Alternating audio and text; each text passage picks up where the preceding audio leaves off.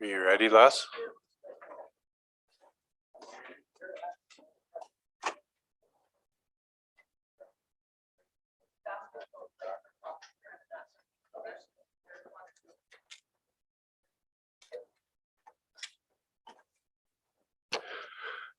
Okay, good morning, everyone. It's 10 o'clock, so I'll call the meeting to order.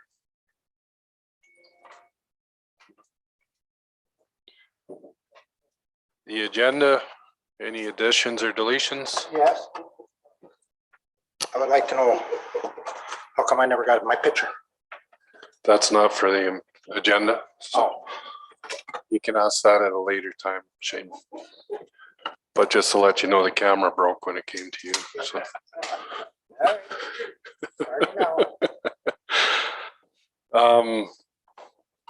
Richard, did you want to? Yes, I would like to add Cypress County community funding discussion on that, please. And the reason I'm asking for it now is that yesterday afternoon, Dan and I had a meeting with these people, and we're just thinking that perhaps we should get started on it. We did have a discussion back a few months ago when, or a month ago when we did that, the other presentation. But anyway, I'll elaborate after, wherever you want to add it to, please. With council's permission. Would that be 8.9? Yeah. Community Foundation of Southeast Alberta? Yes. Okay. 8.9, thank you.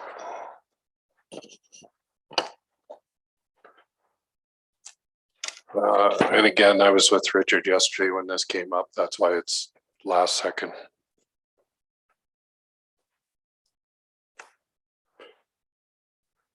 Okay, have that addition. Can I get somebody to move the agenda? Dustin with the addition. Vote.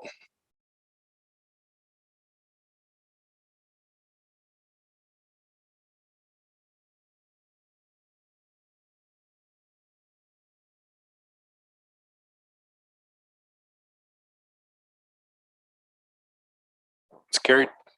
Minutes from last. Everybody read them? Wayne, you're moving them? Any questions on them? Not seeing any. Vote.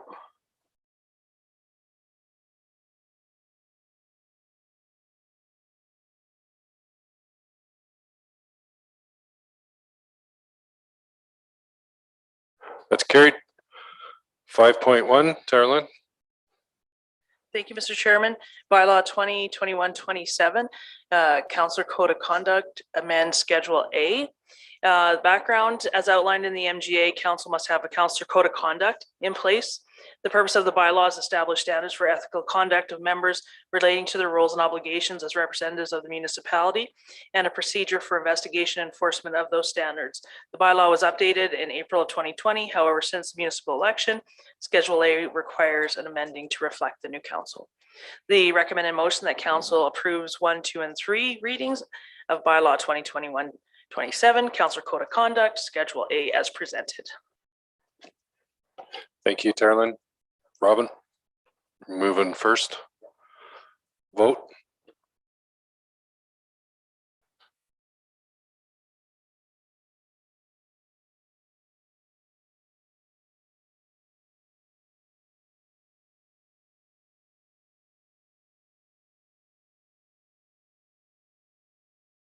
Okay, that's carried.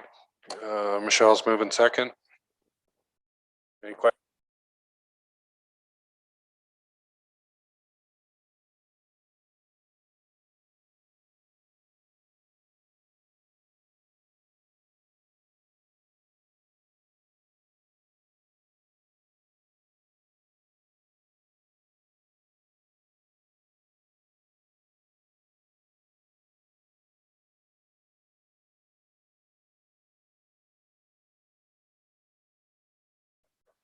That's carried.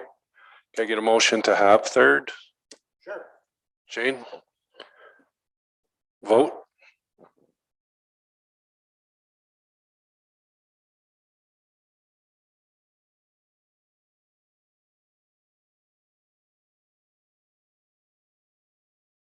That's carried. Can I get a motion for third? Lloyd? Vote.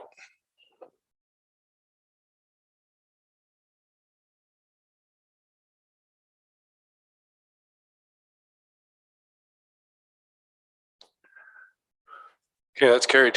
Number 6, CA report. Terrell. Thank you, Mr. Chairman. Before you is the administrative reports. There's information on another wind energy project, I believe on page 26. And is there any questions? Of course, Shane. Yes, I do. Just let me back up to it.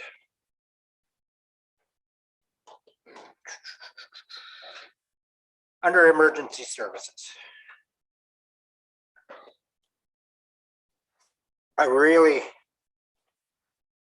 What you're saying here about farmers and ranchers not coming to a prairie fire, it'll never, ever happen.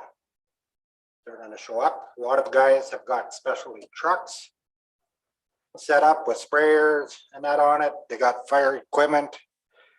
I really feel that we should still have a course or a meeting with the landowners and just telling them, because they're showing up. I don't care what you say or how you try. We're not gonna sit there and wait for emergency service to show up when we're gonna be first on scene to move cattle out of the way. And that, I mean, my one neighbor, he's got a 3-ton truck with a sprayer on there. Justin knows him, Konoski is there, a good fire truck that they use. I know there's a liability thing, but you're not, when I've been out on them fires, the fire department has told us, go to the sides and put out the hot spots. And that's what they do.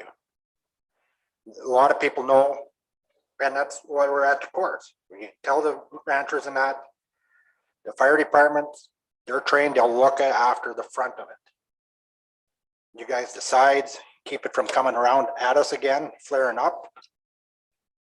And to say, you know, at this time, we're not gonna put on a course, I don't think so. Even after what I seen in Grayburn with the plane, you know, people went down into that coulee and they don't realize that that plane has to keep circling and circling and circling until the area is clear, because you can't dump when it happens.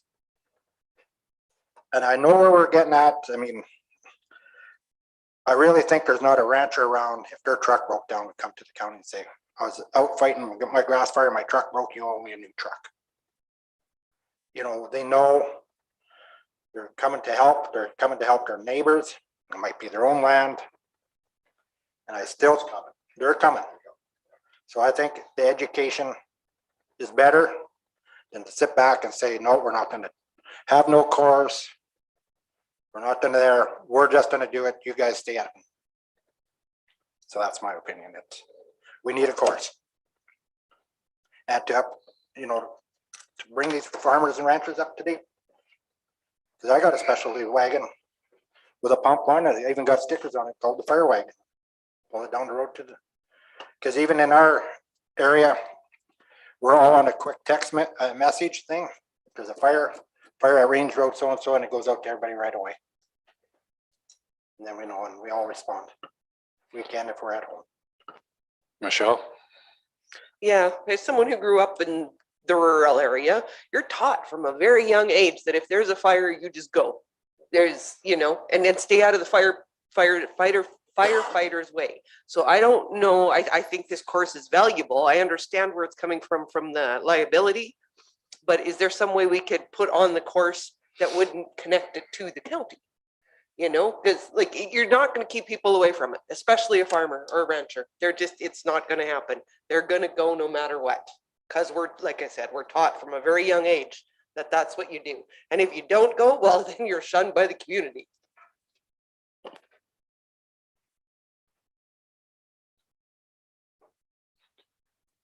Jeffrey, you want that?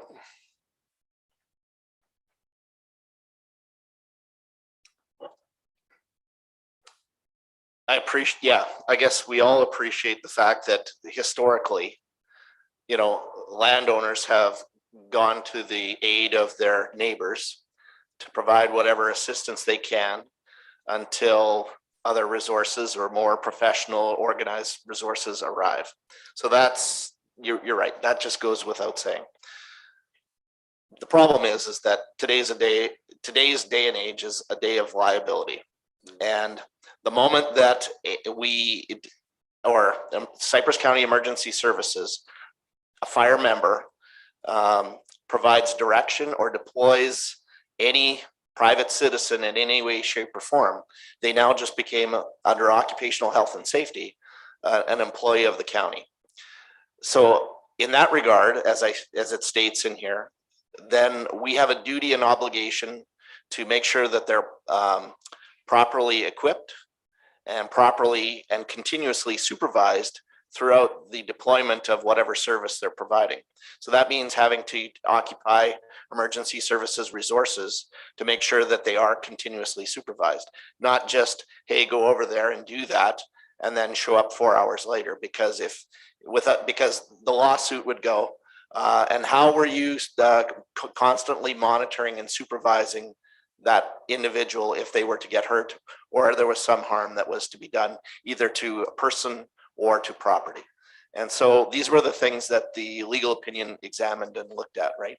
And provided us feedback on. I think the other thing too is properly equipping them to make sure that they have, adequate resources to be able to do whatever they're going to do. So certainly we can, it's one thing, I think, if the citizens and the neighbors are on scene already, and then emergency services comes in and says, thank you, if you could just stand aside, we'll take it from here. Then at least we've done, easier said than done, I get it. But by stating that, then we've basically made that declaration so that if we had to defend it, we can say that we took over, or emergency services took over the scene. We've asked the public to stand aside, that we're not employing them as county employees, that we're not utilizing their services. Now, if they go and choose to do whatever they're going to do on their own, then that's up to them. But the moment, like I say, the fact that we've sort of stood them down, I think goes towards liability in the sense that we're no longer responsible for their actions or for having to, like I say, equip and supervise and all those kinds of things. It's not to say that a training course couldn't be put on. It's just that the difficulty too is that, okay, so if you take the training course, then it's the snowball effect. Are only the people that took the training course eligible to be participating in these scenes? Well, you put on a course and 30 people show up, and they could be spread out from all over the county, right? The fire is in, we'll say it's in Irvine area. Well, maybe there was only one person from the Irvine area that actually took the course, and the other 25 people were from Elkwater and Hilda and Jenner and that type of thing. The other thing is too, is, so there's all these aspects, but it's not so much that I think emergency services doesn't appreciate the assistance that the public provides. It's just we wanting to make sure that we're not leaving ourselves open to liability in the event that something happens either to a person or to property, that we put ourselves in a situation that we have a difficulty being able to defend that and then having to deal with the fallout of that. So that's kind of where this all stemmed from. And, we can always, we're here to take direction from council, but that was, just sharing what the legal opinion gave us. So. Dustin? I know our life's concerns are liability. But if you want another liability, tell a farmer to stand aside when you're on a fire on their land. The only time that worked is when Brian Tarnowski was on the fire department and he was carrying a sidearm, because it's not going to work. Because if I look at someone on a scene and I tell them to stand aside, I know exactly the words that I'm going to get told. And so are we going to start just having the police follow us? Because we might as well, because that's the only way we're going to ever gain that control. Yeah, and I think the difference is, Mr. Chairman, like I said, I think the reality is, asking them to stand aside and having them actually stand aside are two different things. But asking them to stand aside has basically checked the box to say that we requested that they no longer participate in the incident because we can't take responsibility for their actions. Now, if they choose to do whatever they choose to do so, then at least we can say that they were acting on their own and not as part of Cypress County Emergency Services. And so, like you say, it's going to be difficult for them to do that, to actually stand aside, but at least then we've had the conversation so that we can, in the court hearing can say that, we requested that they not be participating. So the convenience of doing this course, and I was around when we first started doing it, was so that we didn't have people freelancing, because there's nothing more dangerous than freelancing on a fire scene. And when we started doing this training, it came with the thought that if they're going to be there anyways, at least we have some realm of control behind them. So even if that is, Mr. Farmer, go put out the fence posts, or go back here and do this while they're working the front lines. They had that instruction, because otherwise you don't get that, and they're in your way. And that was the main reason behind this. If we gave them that aspect of training, it was showing our due diligence that we were at least going to be able to task them with stuff they were capable of doing, and not something they were not. And I think that's reasonable. We just have to be prepared that on scene, we have to provide the resources to make sure that they're being supervised, even if it is just putting out, the fence posts or whatever. Because like I say, we have to show diligence that the people that we're deploying are actually, in a safe work environment, or as safe as we can make it, which means that, like I say, they have to be under regular supervision, and that means somebody on scene is going to have to take that upon themselves, right? And that's doable. It just means dedicating those resources, that's all. Robin? Yeah, what I'm hearing is that, we're trying to making a statement and then having an expectation is two different things. I think that this is more of a how to train the individual that is informing the freelancers that are on site to basically make the statement that we are legally informed to, or legally obligated to inform you that you are not, recognized as this. Therefore, this is, if we have a prepackaged statement, we need to give that statement expecting that they're going to continue. Because I agree with what Shane is saying. Honestly, if they put on a fire training program, I don't know that I would necessarily go myself. But if my neighbor has a fire, I'm showing up, whether it's with a backpack blower or a pair of old jeans that are wet, doesn't really matter. You're going over to fight and to help or whatever. But from a county perspective, if we have that statement that whoever's in charge states, this is, it's basically a legal statement that is identifying that we're not legally obligated to provide you with these things. There's got to be a way to do it, because there's no way that people aren't going to show up and fight. Lloyd? Yes. What I was wondering when I hear all this is maybe we should look at training or command structure a little bit more. When the ranchers show up, why can't whoever's in command at the scene assign one guy to go over there and assist them and say, this is where the water's at? It's communications. That's why people get in the way. I was down at Greyburn and the plane was flying over. I was at another fire when the park came with the helicopter, and there were guys standing in the thing, and they had to go over and tell them because nobody was assigned to them. So I'm saying, I like the idea of the courses, but if we really want to push this, why can't we train our command staff to get more involved with the ranchers at the scene?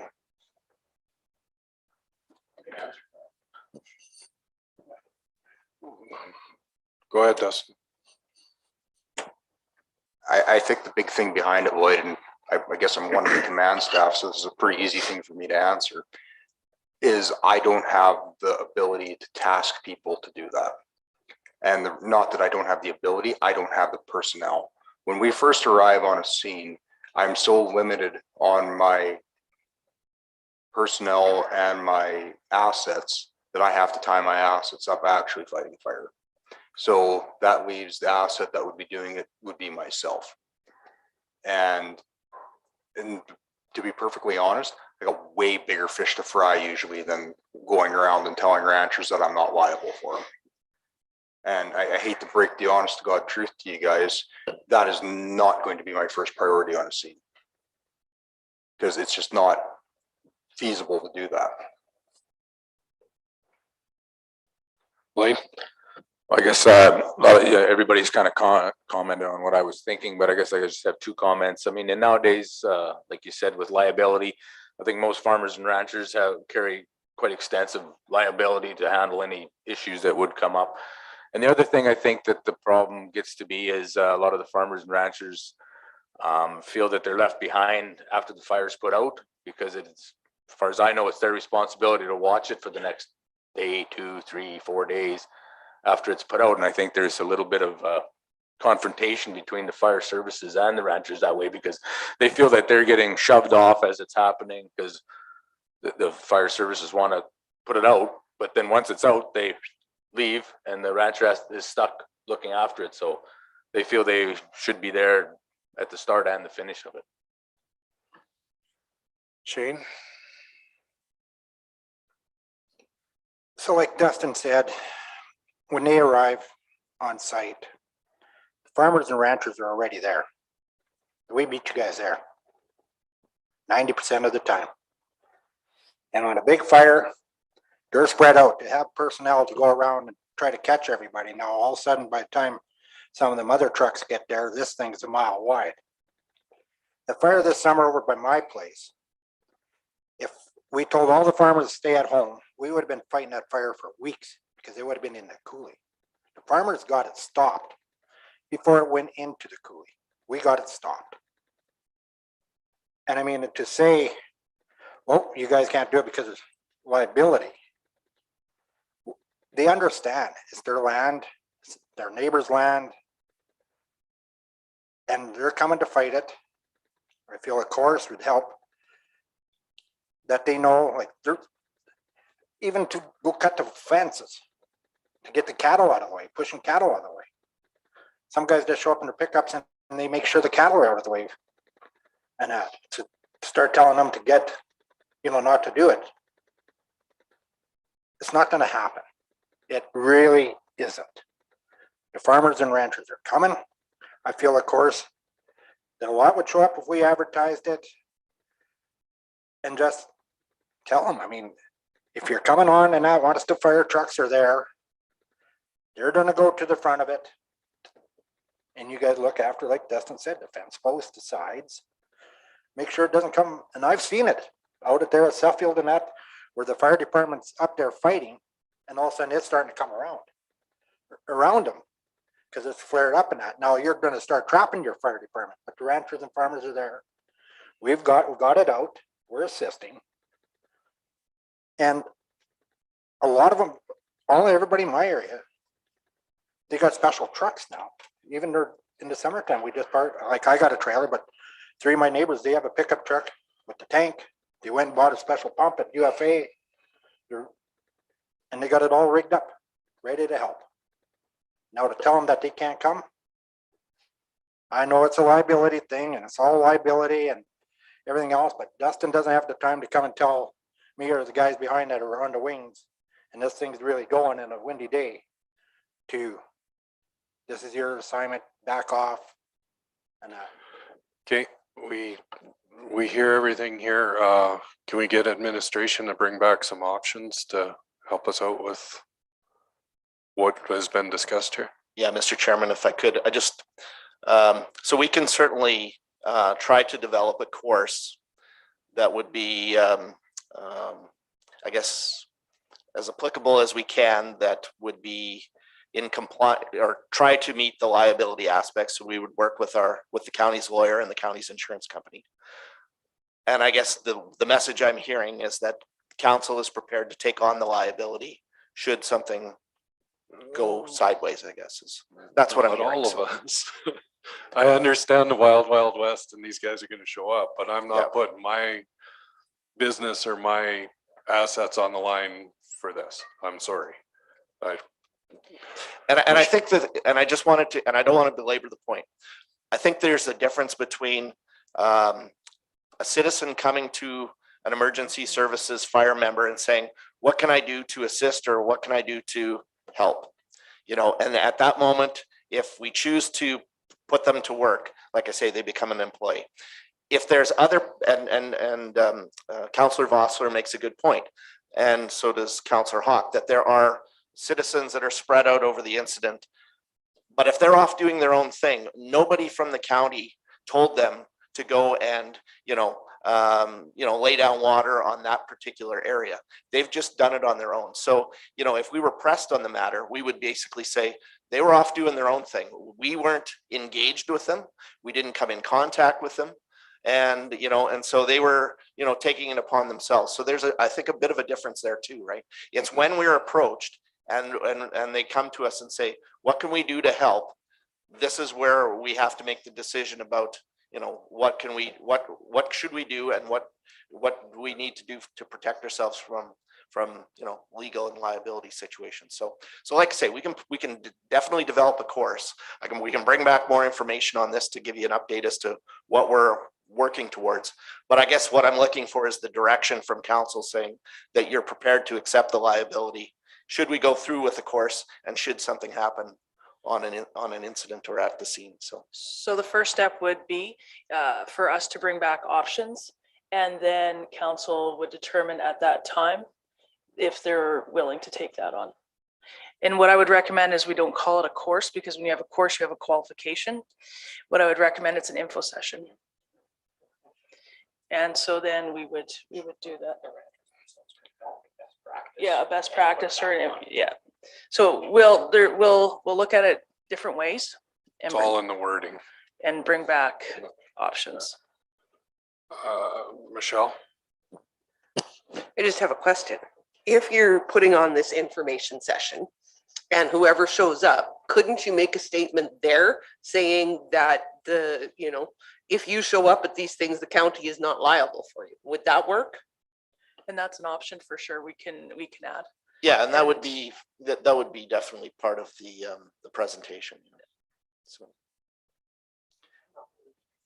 So, And that's getting a game plan together and looking at the pros, cons, and the liability, and telling you the straight goods on what council's responsibilities and liability would be. And from there, you would make that decision if we would go forth with it. okay. So you need a motion to bring that back with information, or you have? It would be awesome to have a motion directing administration to bring back options of in this regards about volunteers going to grass fires.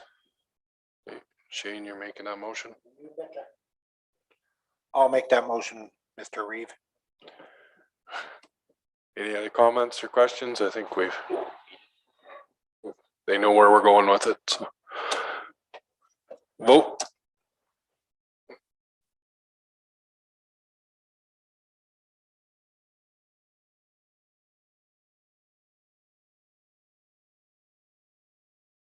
Questions? No, you had your one, that's it. 20-minute question. Go ahead. The house moves, how did that go and what was the company's responses to our new house move road use agreement permit? What was their response into it? Yeah, thank you through the chair. It had a few hiccups because we first started giving people their preliminary what we were looking for, and then after our final review, we increased it from $5 million to $10 million liability. So then they had to go back to their insurance company. Most people only had $2 million liability, but not an issue. So the average house move is taking about 19 minutes from start to finish. We've went out and timed it, and that's you know, if it's going pretty seamlessly, that's how it's working. All the agreements they sign in to us, that's being facilitated through our permit agency, but we're working hands-on to go through the agreements with them to get it started. And then, but so far houses are going along there, and I think that we've put forth the measures to ensure that liability has been reduced, so. And Mr. Chairman, we spoke with one of the individuals that built homes, and he was very impressed with how it went seamlessly and how quickly it went, and how that Cypress County is meeting in the middle to ensure safety and liability is met, and continuing that that industry still can continue to move their product. Yeah, and one of the other things that we added was we went from requirement of 3 pilot vehicles to 5.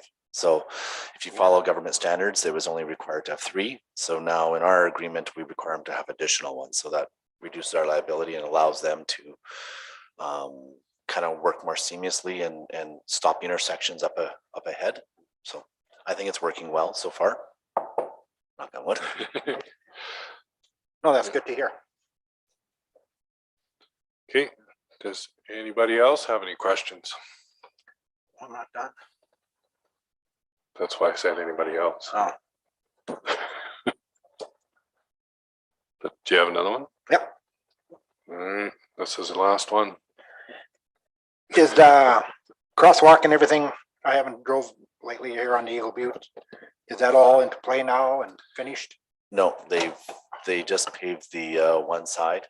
And so I think that was actually yesterday they did and so it's supposed to be up end of next week.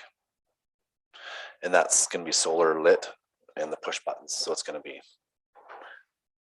And then the painting hopefully will happen same But time. they plan on getting it paved here before the weather changes and Well, yes, so we're about 70% done the paving. The only part that we haven't paved is over between the houses. And I think we're gonna hold off until next year for that, unless we get a good weather break. But there was something to do with, they didn't have their tacking oil down yet. And so, as you know, that has to be down at a certain temperature. And if you try to pave over top, you'll get the segregation, and they wouldn't warranty it. So it's kind of like a shut her down kind of a deal.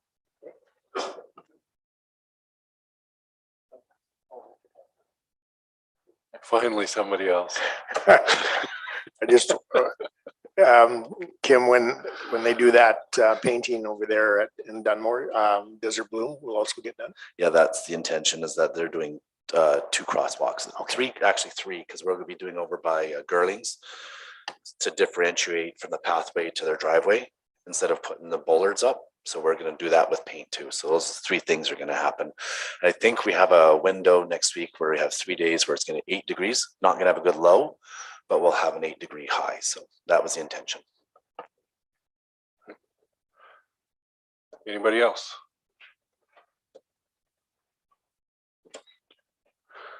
Well, Shane, since you were talkative, you can move the report too. Sure.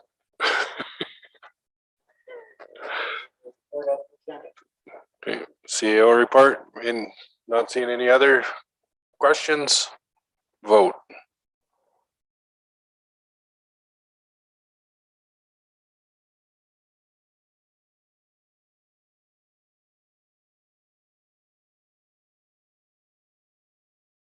That's carried. All right, we'll go to the Reeve and Council report. Mine was on there. There's only one thing I can add to that, since it happened since this was written. The Cypress View, we do have an interim CAO now. Thank goodness. That's actually starting to come back around a little bit. We've had a lot of progress in the last week, so. I know Michelle and myself are pretty stressed out over that. We have a whole new, well, Dwight's still on there for the group, but everybody else is new, so it's a real shock and learning curve to the committee there. So, but other than that, we're positive with the choice we made with the interim CAO, and things are coming around. So mine, We'll start with you, Lloyd. Mine was pretty quiet. I had a meeting with the Elkwater Community Association, learned some new facts. They're worried about their graveling for the alley. I sent an email to the boss. She upgraded me on what I needed to know, so I'll get back to him about that. The Elkwater Fire Department wanted me to pass on to you and Jeffrey for the truck. So let them have that fire truck in Elkwater. They're quite pleased about that. And other than that, it's been pretty quiet out there. Michelle? I attended the 2-day programming and services presentations, which was very informative. I was at my first MPC meeting within a virtual lunch that afternoon. I had a shortgrass meeting, several Cypress View meetings, and as Dan said, we have a new CAO and had an introduction to the new board members. And I thank them very much for coming on there. It's much better. I had a Hilda Community Association AGM, and that was an interesting meeting. There was much discussion over the vaccine for the fire departments, and they're concerned that there is a lack of communication between the county and them. I also had quite the discussion with a ratepayer over the contract for the Schuler transfer sites for the caretaking services. And I think that was it. Thank you. Robin? Yep, attended the 2 meetings there that we had as, well, not committee, the whole informative sessions and training. That was awesome. I think it was great. I hope that we continue to do those. Other than that, it was pretty quiet. Shane? Yeah, I agree with Robin, that 2-day court information deal that we had was very informative and should have it more often too. I agree with that. No, I missed my Highway 3 twinning meeting. I couldn't get on the internet again. It's driving me nuts, that internet. And dealt with quite a few people in my area were discussing the graders and the washboard on the roads. So I brought it all up at a pipeline grazing meeting because I had quite a few of a lot of the people were there then that were complaining and backed us up where I said, you got to realize that it's really dry out. So no matter what our graders do at times, when it's really dry, the roads don't get packed. So they can turn to washboard really quick. And some kind of sat back and going, oh, yeah, maybe you're right. You know, just on a normal year, and that did be fine, but when it's really dry, your roads will go to washboard quicker. So dealt with that, and yeah, now I'm putting up with down here now. Blaine?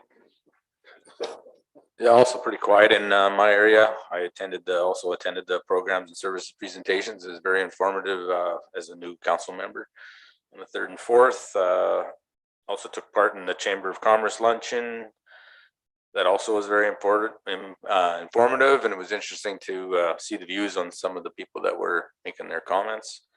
We had a library meeting on the 9th where we discussed the budget and possible new library building. That's about it. Dustin? Real quiet for me, actually. Attended the program and services presentation. Besides that, fielded a few phone calls, but that was it. Richard? Tuesday, November 9th, Chamber of Commerce Leadership Luncheon. I found that very entertaining. Good job on our Reeves part, the way he participated, and it was good.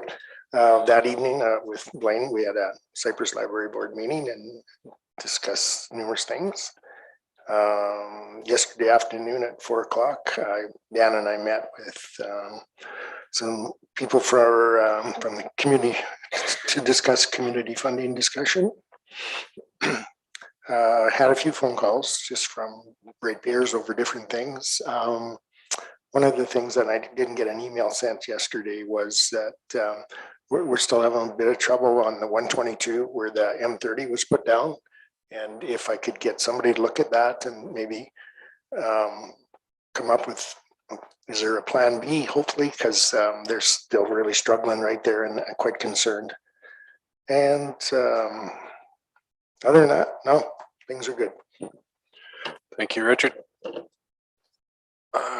Can I get somebody to move the reports? Michelle? Any questions on the reports? Not seeing any. Vote.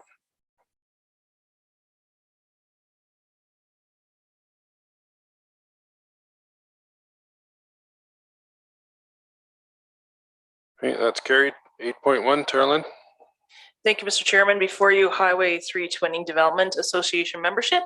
It was requested from the group that to bring this request to you. The recommended motion is council supports Highway 3 Twinning Development Association to continue to show financial assistance towards their mutual goals by forwarding the 2022 membership fee of $2,681.70. Shane, you're on fire today. I'll make that motion since I sit on that board and I believe in it. And just a little deal on the Highway 320 Development Association Board. It's really nice to see how a lot of these communities along Highway 3 have got together and coming up with the same mindset. When I first, 4 years ago, well, it'd be 5, I guess, when I first attended it, you were looking at spending a lot of money trying to twin through Crow's Nest and doing environmental studies. They had, like they said, a river on one side, mountains, train tracks, historical site, town. Where all of a sudden the town come up and said, why don't you just put some lights in here? Because once you hit the BC border, you're down to 2 lanes anyways. And let's back this idea up and let's get out into the prairies where maybe we can get something going, get something done. And we sat down and I mean, everybody, discussed, and lo and behold, we're out in the prairies and flatland and starting to do some stuff. So I think it's a really good organization.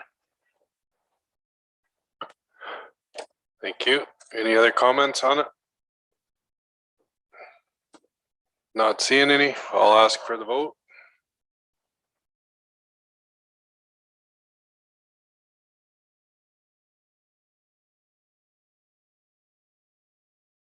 No, you won't.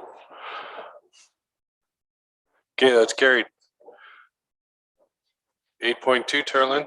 Thank you, Mr. Chairman. Policy R14, roads to new residents. It was asked of council that administration brings back this policy for review and your consideration.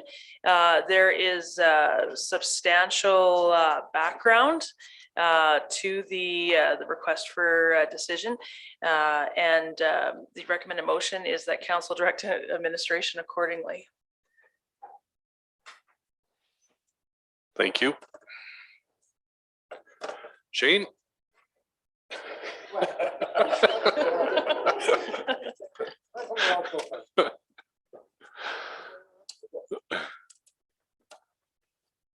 Anybody have any? Richard? I will make the motion that we go with a revised funding, and I guess I would just like us, somebody, Public Works, I suppose, to walk us through this. I think that we know there is, that we have to look for savings, and if somebody wants to build something or well, not upgrade, but build something, I don't know, I don't feel it's fair for council to be picking up such a big tab on it. So. Thank you, Richard. And Shane? All right.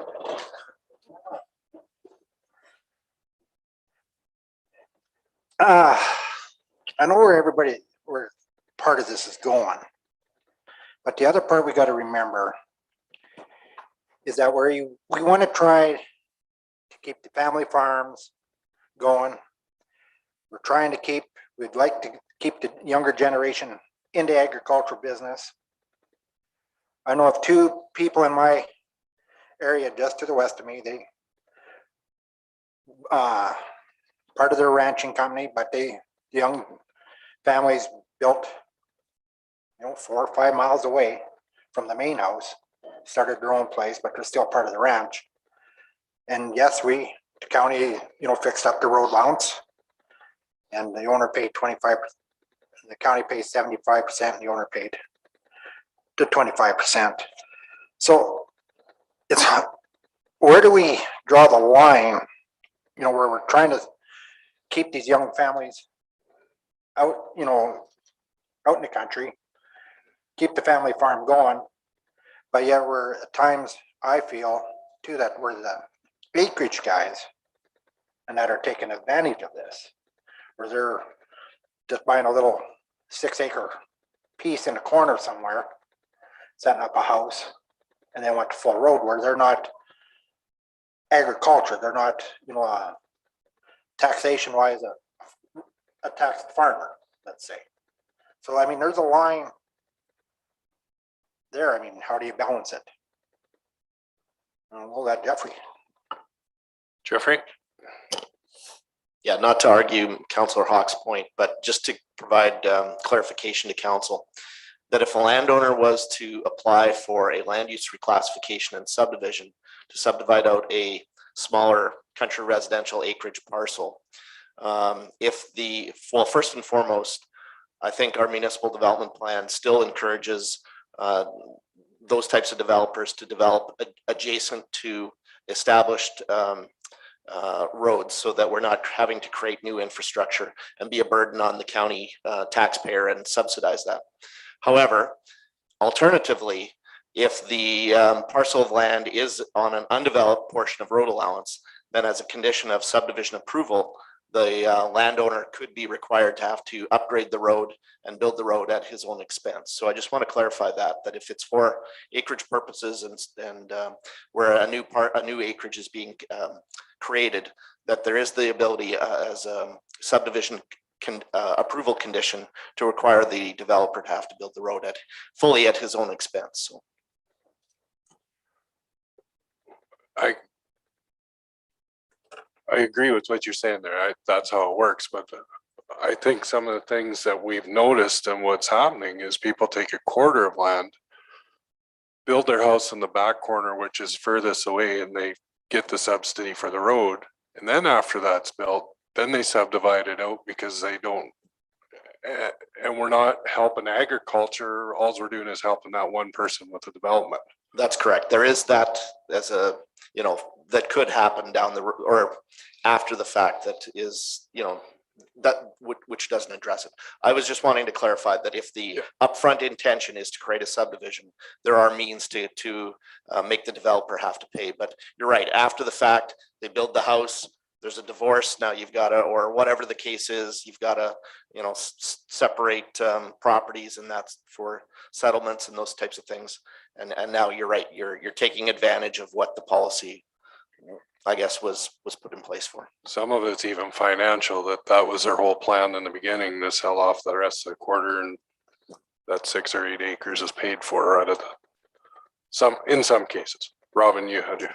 That's a good point that you bring up. We're just wondering, is there a way for us, when we enter into this agreement with them, to put a caveat in that prevents them from subdividing for 15 years?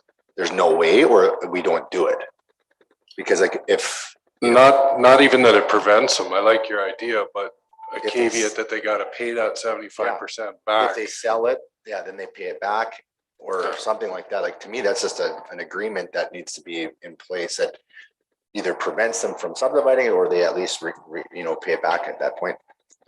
Yeah, Mr. Chairman, if I could just respond, we'd have to research that, but in the past, when I've looked into what the Land Titles Act allows for in terms of the registration of certain caveats, it gets pretty specific as to what is and what can't be registered.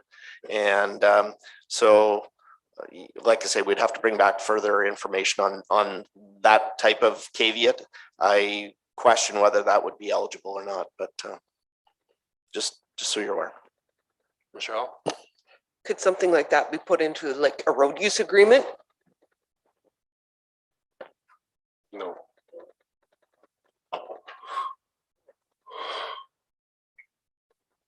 I think there's some thought that needs to go into this a little more. Go ahead, Robin.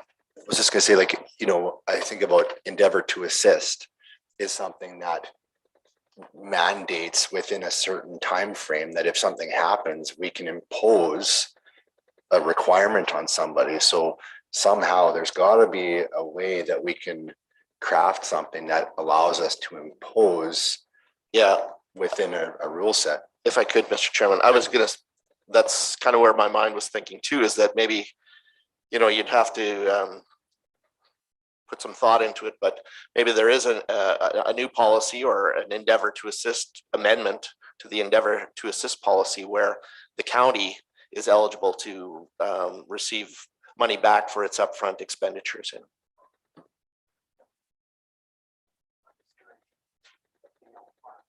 Push your button, speak to everybody.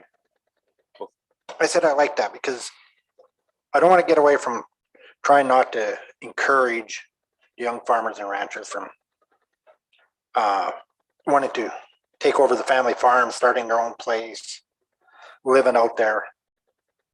But I like that endeavor to assist. You know, it would encourage, help us in most ways. Yeah, we need to stop the bleeding on it. We need to, Richard? Just for discussion purposes, Shane, I just don't see where there's that many farmers that are applying for it. It's more the, I think country residential is a big part of it, the acreages. And so I look at all the other counties that they've listed here and they're pretty well saying, if you want it, you pay for it.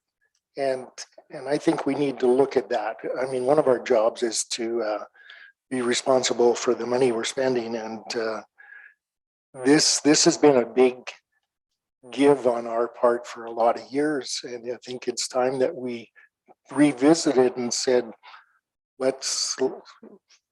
if you want it, you pay for it. I mean, we've got like the county of Newell, probably one of the richest counties in the area, well, in the province, and they're just saying, no, if you want it, go ahead and build it. So I think you can come up with all sorts of ideas or thoughts on, well, can we do this road agreement? Can we do that road agreement? Can we make them pay if they sell and stuff? Why would we get involved in that? That is just a ton more paperwork for our people. And do we really want to be part of that? Here's the agreement. We're pay or we don't pay, and that's it. And keep it as simple as we can, okay? Robin? Does anybody know, I'm just looking at the county of Newell right here, when it says that the county stipulates the road standard, we've always stipulated that high grade, and we've had lots of discussion and dialogue about that in the last couple of years. That has allowed us to potentially change that grade based on usage. When county of Newell is saying that you know, you're basically, if you want it, you pay for it, do they have a kind of a sliding scale on what that looks like as well, or is it all high grade as well? Through the chair, it's all high grade. They have their network is all based on 8-meter top.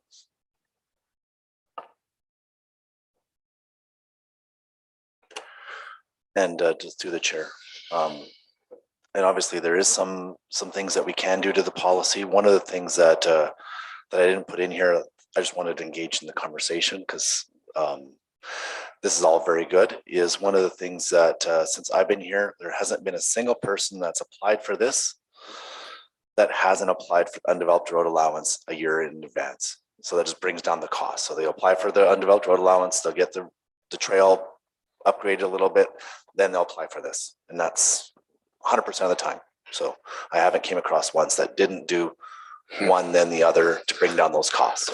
So maybe that's some things that can be put in there is to say that you're not eligible if you do one for the other, because that's, you're compounding two different things. And anyway, that's to the chair. That's good information to know. Robin, did you have your hand up? No. Oh, Shane? But to you, Richard, my two neighbors done it. That's how come I'm bringing it up. I mean, we built the road and they're part of the ranching company and they live in about 5 miles away from the main, the old ranch yard.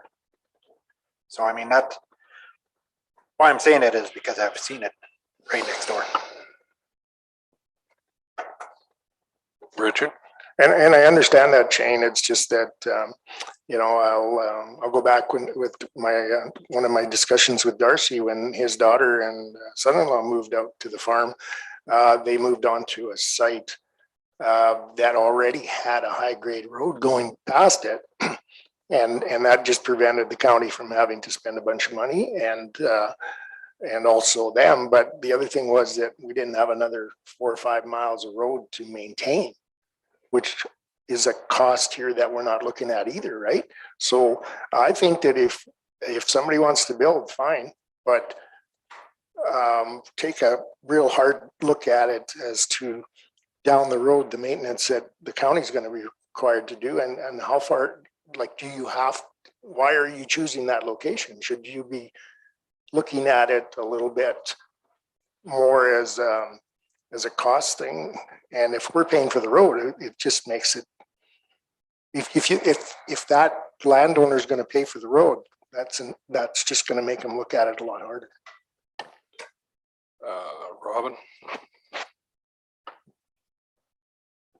I'm wondering if this conversation is more a conversation about subsidization and cost recovery, because everything that we're talking about right now could also be applied to a discussion with regards to gravel or dust strips and stuff like that. Like, how much money do we put out in this sense of subsidizing, and what is our intention on recovering costs and things like that? Because there's a lot of imbalance that we carry. Is this possibly a bigger discussion? Mr. Chairman, on page 45, there is a return on investment calculations. Let's look at that. And that's my mistake on the payback on CP 184. If there's a dollar sign, it shouldn't be a dollar sign. That's in years. So it's 97 years to pay off that one endeavor. And that didn't include existing operations. That's just to pay off the road.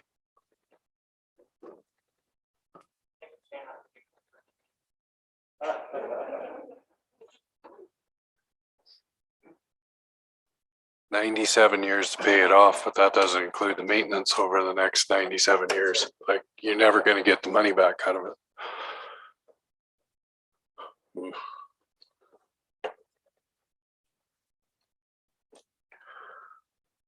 Can I just make one kind of follow-up comment to that?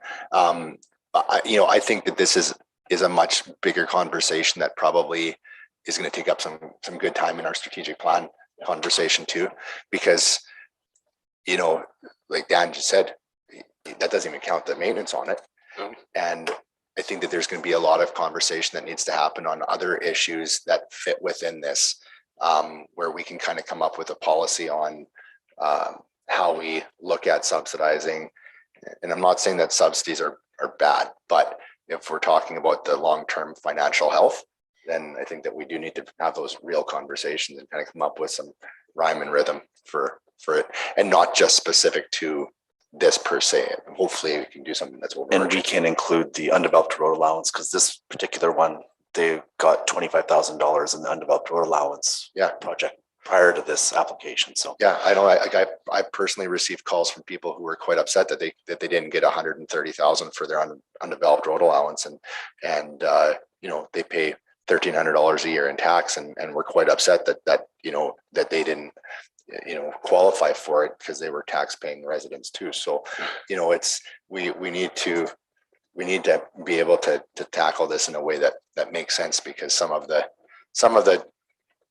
funding models that we have currently right now. They're just not sustainable. So So do we want to, oh, Steve? I'm just trying to think of, obviously, we're talking, we need to look into this more, and we need to look into it in the strategic planning side or in more sides. Do we want to postpone this for future? Right, go ahead, Steve. Yeah, thank you. You know, right now we're looking at all the county costs and kind of looking internally for the cost of the road and the construction, and we want to give that service. Like, yes, we want to have everybody a road and a high grade road and the best to the ability, and then we have to look at the cost and the appropriate cost, I think would be fair. So when we have a quarter section and a subdivision happens, there is a little bit of creation of wealth. And what I mean by that is that it could be that quarter section is worth $300,000. And you subdivide off 5 acres, that new 5-acre subdivision could be worth 150,000. So now that same 4 corners with a new subdivision may actually be worth 450. So now there's $150,000 of wealth creation that we get to assess. But there's also an opportunity through that road. It's almost as though if we put our minds to it, that we've shifted the cost of that road to the new value of that land. So there's one of the largest challenges in Cypress County is our geographic nature. That scenario I'm talking about is probably within 6 miles of town. As soon as we get 12 miles out, that falls apart, what I just said. So that's sometimes our geographic constraints, the size of us is part of that problem. And I know that's something that we've talked about and discussed. Is there a one fits all? Is there something that can fit what Councillor Hawk's saying? Is there something that can also consider what others are saying?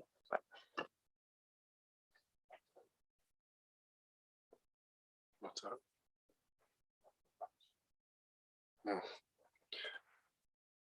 Okay, Richard? I understand the thought that we have to look at all different subsidizations, if that's the right word, that we're doing.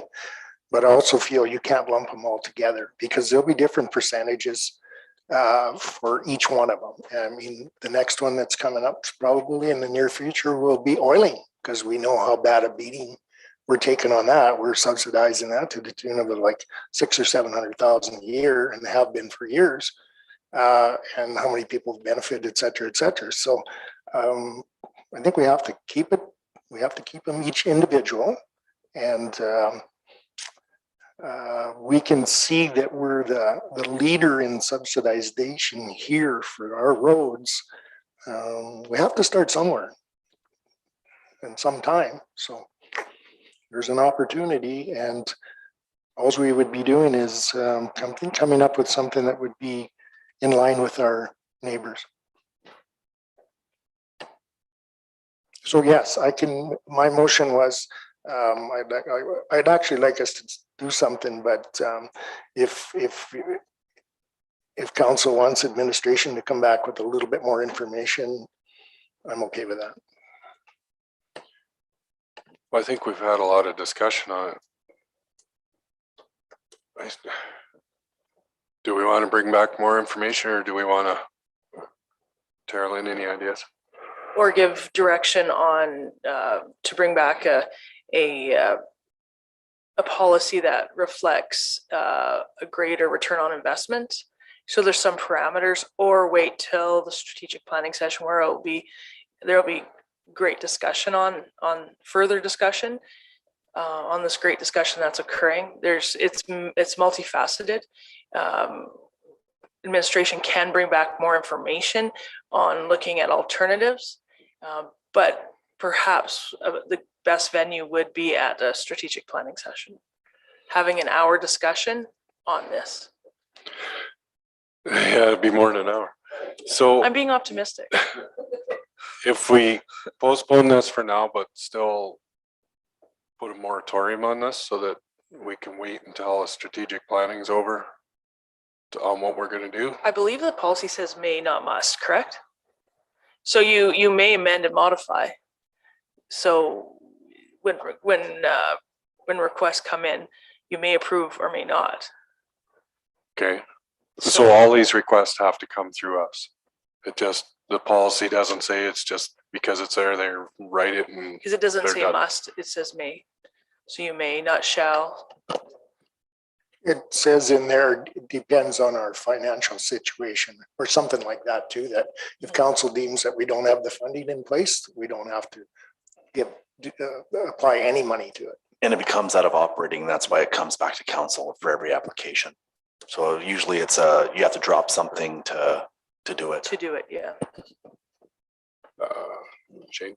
Yeah, I think it should come back to strategic planning and, because even then we should be bringing up the road allowance issue too. Road allowance, oiling, everything should be Everything. coming up in that. Everything should be coming up. Sit down and have a good discussion about it.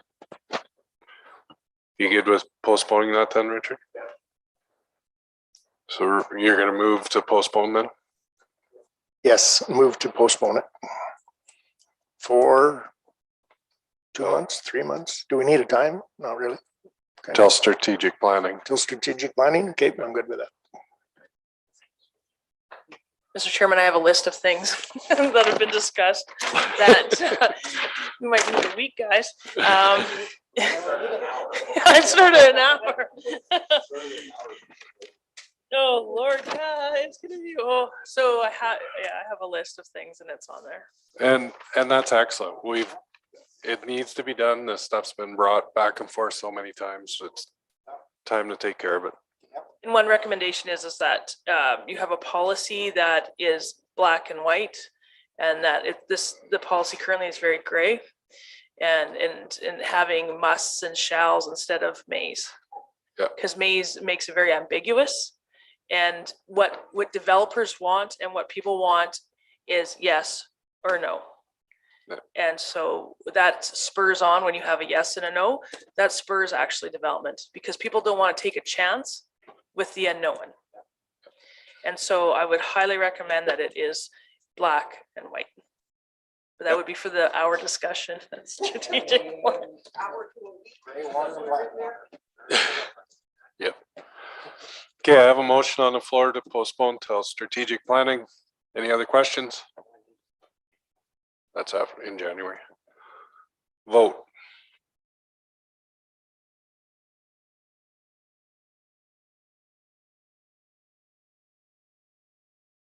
Okay, that's carried. 8.3, Terrell. Thank you, Mr. Chairman. Policy ADM 33, establishment of reserves.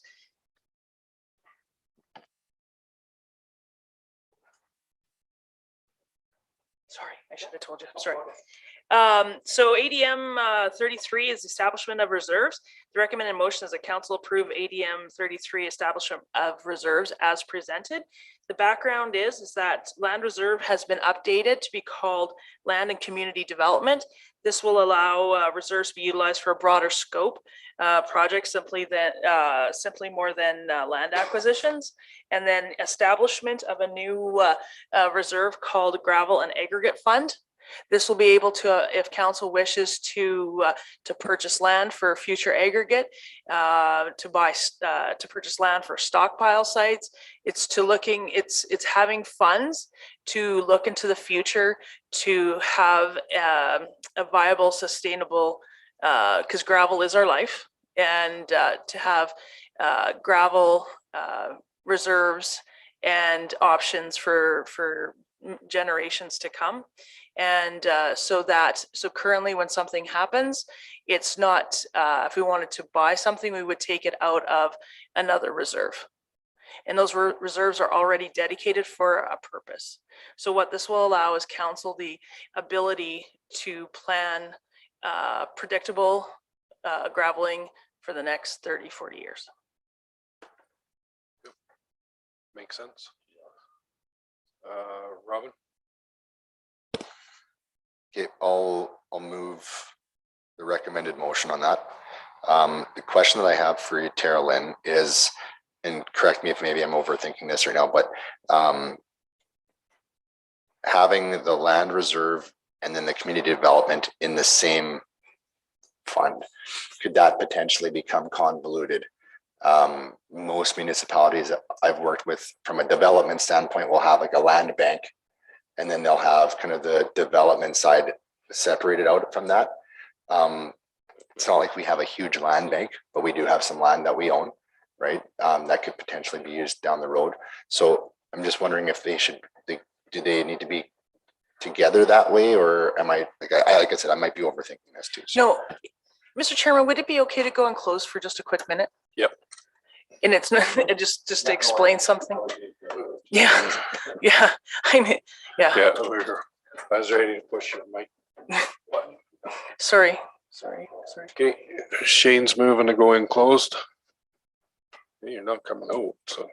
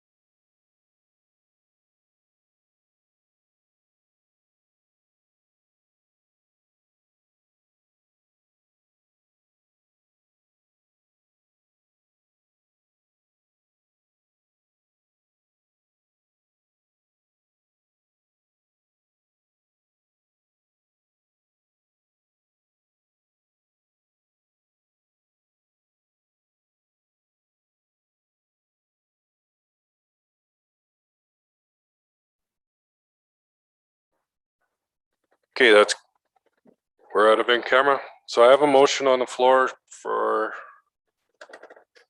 these glasses, can't see anything. Number one, to establish the reserves as presented. That was by Robin. Do I have any other questions? Not seeing any. Vote.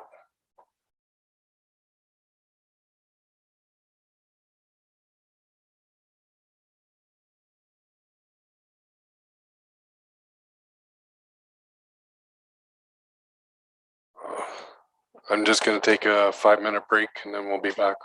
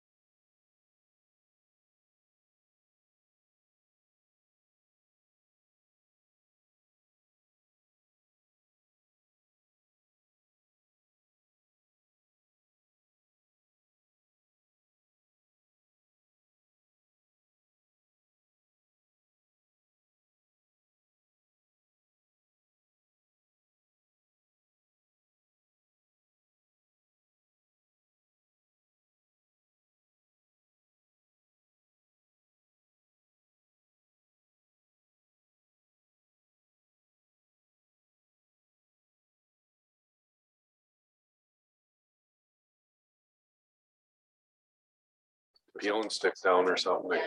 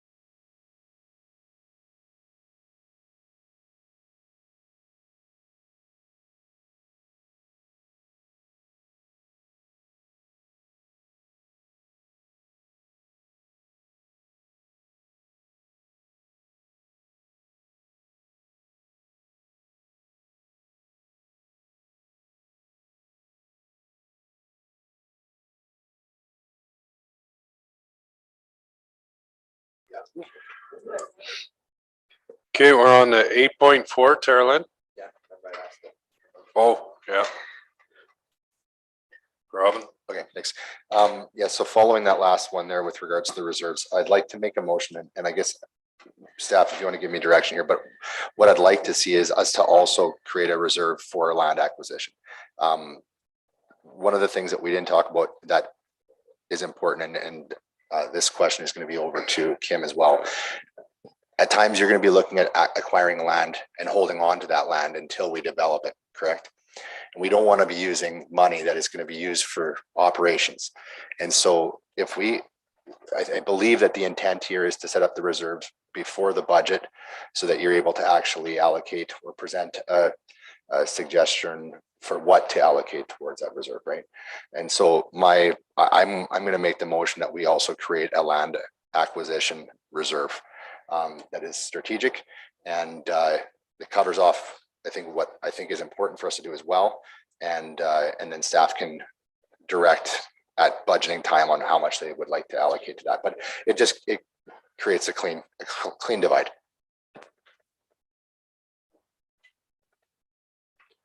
Any questions on it? Okay, to me, that's what we just set up, but.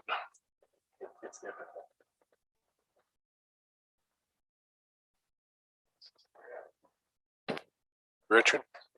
Robin, I know where you're coming from. I just think you're just a little bit ahead of us as far as we've got this simple thing that we got in there and we know the direction that we want to go. It's just that let's take baby steps on this, get this done, and then we can move on to the other part. So, I mean, we'd actually have to go back now and change that land and community development fund because we're now going to have a land acquisition fund.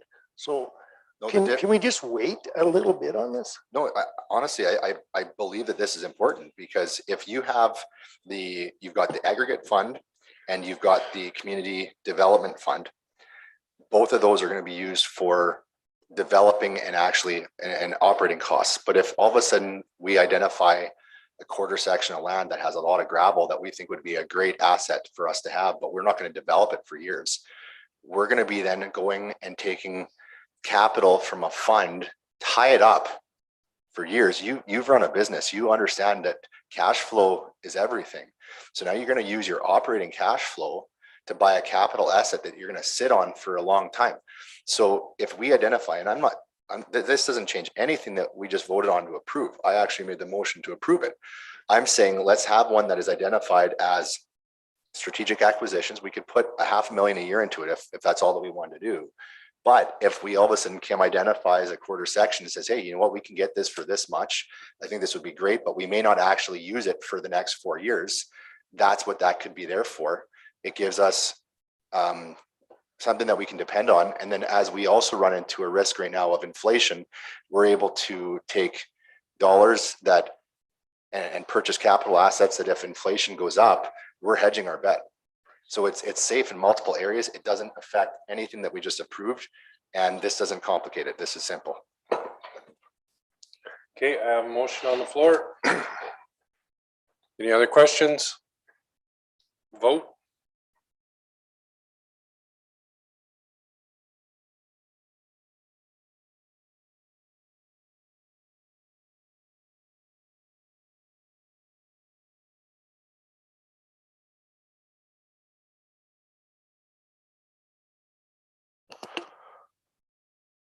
Yeah, we're on the 8.4. Thank you, Mr. Chairman. STIP Bridge Rehabilitation Application. Before you is the background information for the 4 bridge files that administration would like to apply for under the STIP funding. And there is background information to talk about the project costs, talk about the contributions of different funding agencies. And to apply for the STIP funding, the deadline is the end of November. And the recommended motion is that council direct administration to apply for STIP for bridge files 6739, 7380, 74269, and 7307. Blaine? I just have a question, just as there again, a new council member. These bridges, are they like old bridges that were like 5-ton, 10-ton type bridges? Are they gonna be upgraded to like 60-ton bridges, or what's the? Through the chair. Yeah, so now actually they made it so that the legal limit going over a bridge is 63 ton. So we're reanalyzing all of our bridges. So the reason why these ones are picked out, very good question, by the way, because actually I heard it at the last golf tournament in Lethbridge, is it only works on a number. So previously we would try to look at bridges that were strategically fit on where it kind of fit with, but we've been very successful in this bridge program. Last 4 years, we've been probably one of the most successful in Southern Alberta. So we've been knocking off a lot of the strategic ones. So now we're looking at ones that fit in the criteria. So if they don't fit in the criteria, then we're not applying for them because there's no chance of being successful. 0 chance. It's not even subjective anymore with AT. It's all on numbers. So if it hits the numbers, then it'll go into a pool, and whoever has the most eligibility will be successful. So I think most of these, and it's in the description, some of them are 65-year-old bridges and some of them are, but a lot of them, it could have been due to damage that happened in 2010. We had lots of damage in a lot of our infrastructure. Good question, White. Any other questions? Show. Not a question, but I'll make a motion for number 1 so we can talk about it. I was giving leeway to the new guy. Okay, I have a motion on the floor. Any other questions on it? Just a quick comment, Mr. Chair. We also have, when we're deciding on bridges or construction or plans, that type of thing, Kim does have a strategic plan or an asset plan for the bridges. The bridges are all documented, engineered reports, all that type of thing that helps base those decisions of which ones to repair. Okay. Thank you, Steve. Shane? So Kim, if we pass this, so on bridge file 7307, then you'll get WSP to do the timber course? Because it recedes, you're looking for direction? So it's going off memory here. I think that's the one that was frozen. Is that the right one? Waiting till it freezes. Yeah, Yeah. so yeah, perfect.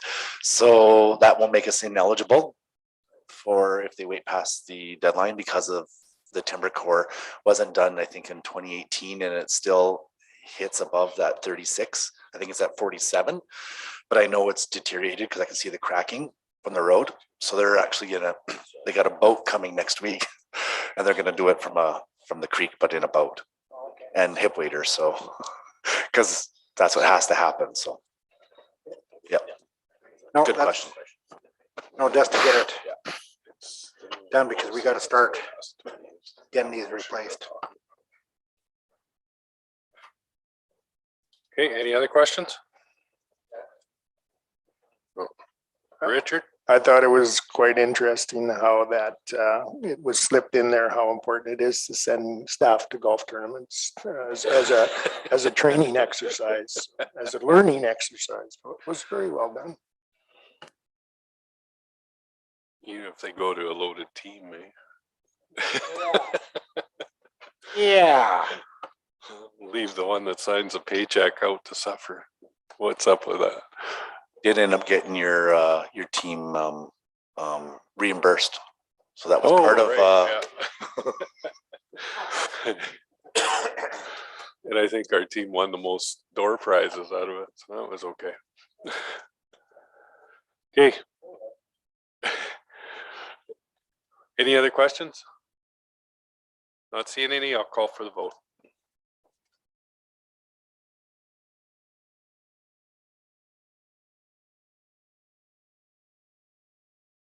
Okay, that's carried. 8.5, Carolyn. Thank you, Mr. Chairman. STIP rehabilitation application for the Old Trans Canada. It was a handout. I believe Kim handed it out.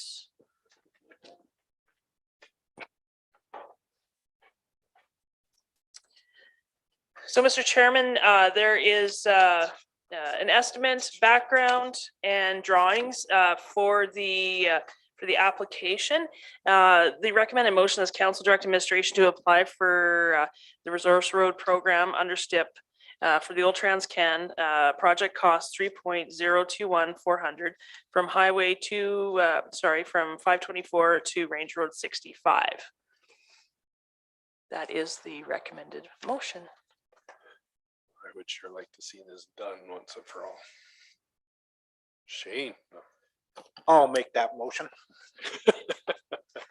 But I also just got a question. Range Road, I believe Range Road 65 is the one going into Redcliffe, correct? Would that, because that's failing badly too, can we incorporate that in with the Old Trans Canada Highway? good question. Now, I think I've had this conversation before. Whenever we're looking at grant dollars, it's like aggregate, it's finite resource. So I know if we went from 524 to Range Road 70, we'd be eligible, I think like 90% certainty because we'll have the traffic count. As you keep on going south on that road, or I guess that would be southeast, but as you keep on going towards Redcliffe, the traffic counts keep on going down and it makes us less eligible for the whole project. And it makes that number bigger. That first mile, all that base work's already been done with the county. So it's already prepped for asphalt, and it's the largest percentage of this cost is actually for the second mile, going between 70 and 65. There's also another thing that's also part of this is it's twofold. Sorry, and I should have put this in the report, but I didn't because I didn't even dawn on me until later on. So CP, we have an agreement with CP that we're responsible for 50% of the railway crossings. So 65 has been identified as deficient, and if you go over it, you will lose your coffee because there's a 4-inch drop on the second set of tracks. So I asked a lot of questions, and the guy said, well, it's under agreement. And so I said, can you send me the agreement? I'd like to read it. He's like, oh, it's from 1908. I'm like, I'm really into history, so send it to me. And so all the other crossings were in that agreement except 65. So 65 and actually the Redcliffe crossing. So old times when the rail came in after these towns were already in, then they would take on that. That's how it works. So if the crossings came in after, then there's a cost share. If it wasn't after, that's full responsibility of CP. No different than what we see on the number 3 line going to Lethbridge, right? So south of Walmart, we don't have anything to do with that crossing. That's 100% CP. So right now, we've asked for about 6 months. We wrote 3 emails back. Who's gonna pay for the $400,000 upgrade on 65? Because that's what they were sending us, this emails quite religiously on that this project's gonna happen. So anyway, that's gonna be tied to it. It'll have to come back to council at a later date. We're still working with CP to get clarity on that. I know Terlin has some good CP ins now, so we might have to, we might have to utilize those. And yeah, so, and then we also, in that estimate, we did some additional work on the slope going down from the Trans-Canada, not from the highway going in, because we're ineligible for that, but from the tracks going down to the old TC. But what I'm getting at is 65, when it comes off the old Trans-Canada Highway heading south towards Hubers and that, that's a very busy road if you put a counter there, because what happens, a lot of that traffic, even people going to the dump, they'll come out of Red Cliff, they'll go across the tracks, go on the highway, Trans-Canada Highway, go down to the 524 and come around, because they want to miss that gravel on the old Trans-Canada Highway. So I don't know if you did a count on 65 south of the old Trans-Canada Highway. Yeah, we did. That's what that first traffic count is. It should be. That's why it's higher than the second count. So the first traffic counts between the county border, which is Red Cliff border, and 65. So that's why that one's higher than the second one.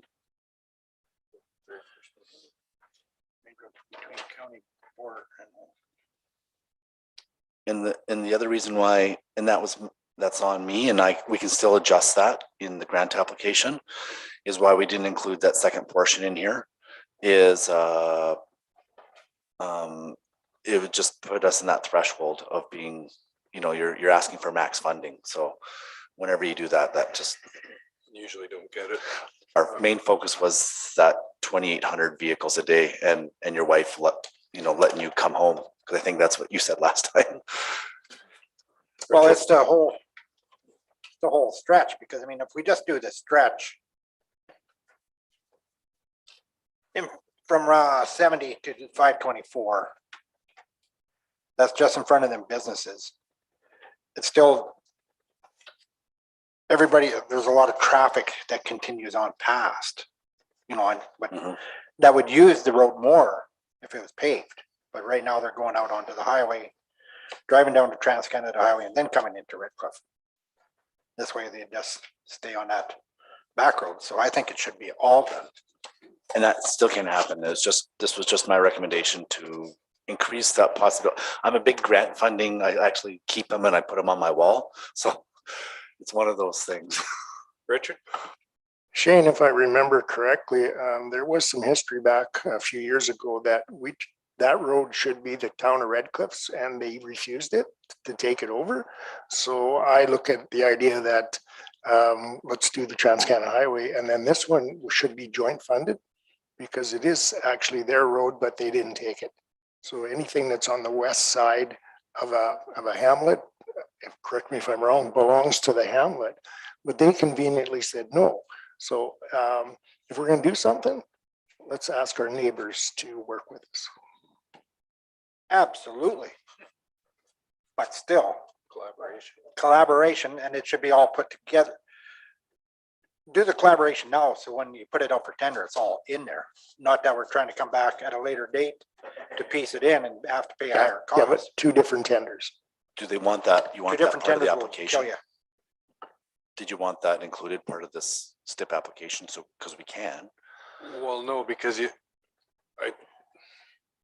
got to figure out what you want here, Shane, because this portion here, like Kim said, he doesn't take to the maximum. That way you got a better chance of getting that funding.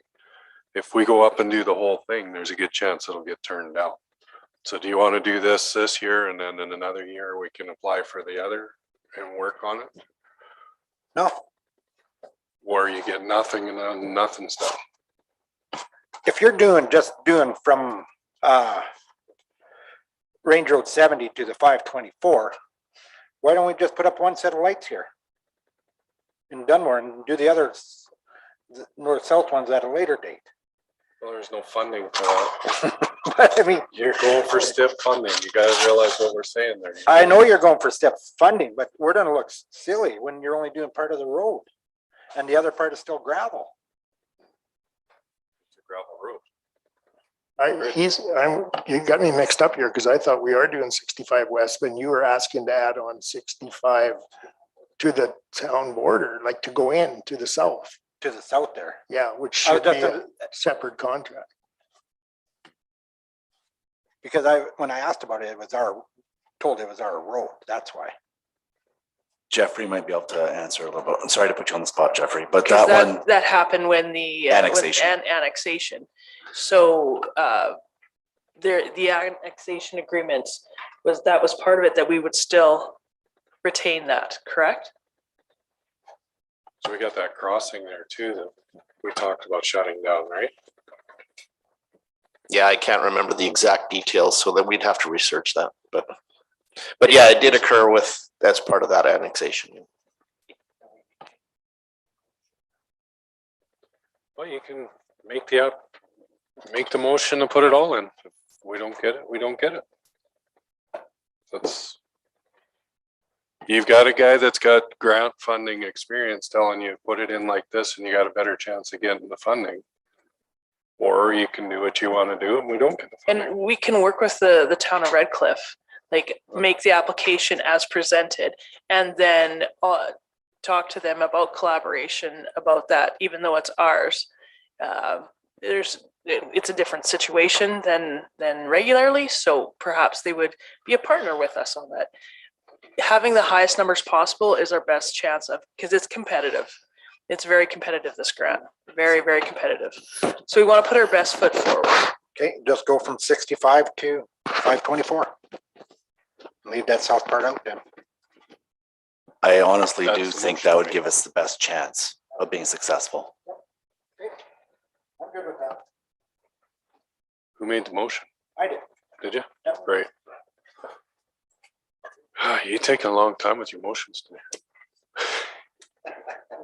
Right? I don't know, he's dissing you about something. What is that over there? Okay, I have a motion on the floor, so I'll ask for the vote.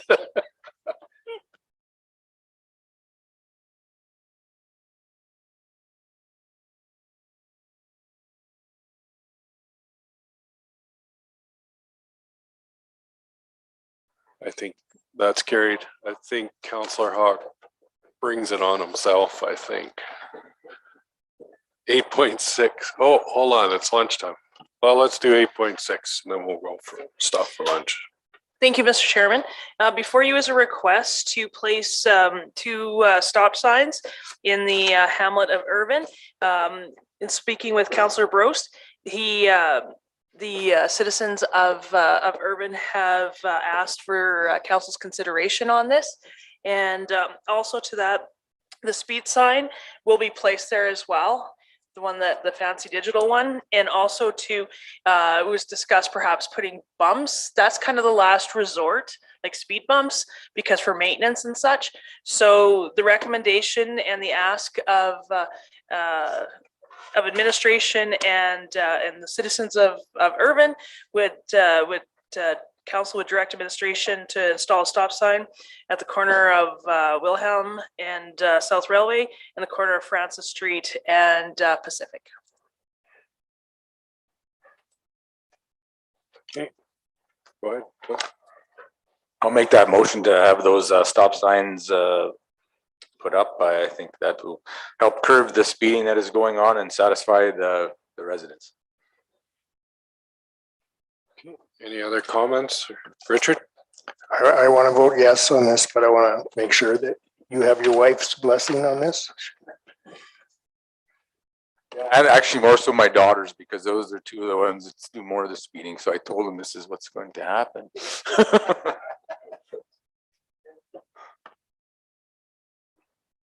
Okay, Michelle. I'm in full support of this. As someone who has grandbabies that run around out there, the people who speed through Irvin, it's worse than Schuler, for heaven's sakes. So I'm all over this. All right, any other comments? Vote.